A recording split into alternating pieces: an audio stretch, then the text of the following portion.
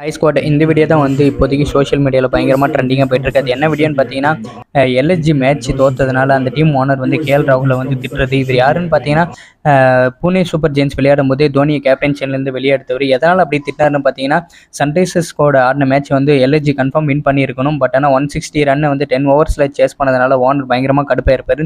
So என்னதான் இருந்தாலும் ஒரு பிளேயர் வந்து அத்தனை பேருக்கு முன்னாடி வந்து திட்டினது உண்மையிலேயே பயங்கரமான தப்பு தான், திட்டிருக்கக்கூடாது. ஸோ இத்தனை வருஷம் ஆடிட்டு இருக்கிற மாஸ் ஃப்ரான்ச்சைஸான சிஎஸ்கே ஓனர் யாருன்னு கூட நிறைய பேருக்கு தெரியாது. அது எல்லாமே விடுங்க, ஆர்சிபி ஐபிஎல் ஆரம்பிச்சதுலேருந்து இப்போ வரைக்கும் ஒரு கப்பு கூட அடிக்கல. அப்படி இருந்துமே வந்து ஓனர் வந்து திட்டுறதோ இல்லை கோச்சர் வந்து திட்டுறதோ இது வரைக்கும் பப்ளிக்கில் பார்த்துருக்கவே முடியாது. ஸோ ஒரு பிளேயரை வந்து இந்த மாதிரி திட்டுறது வந்து உண்மையிலேயே ரொம்ப தப்பு. இன்கேஸ் அவர் வந்து அடுத்த ஐபிஎல்ல வந்து விளையாடினா எனக்கு வந்து ஆசை என்னன்னு பார்த்தீங்கன்னா பெங்களூரில் விளையாடினா நல்லாயிருக்கும் அப்படின்னு தோணுது. ஸோ இந்த இன்சிடென்ட் பற்றி நீங்கள் என்ன நினைக்கிறேன்ற கமெண்ட் பண்ணுங்கள்.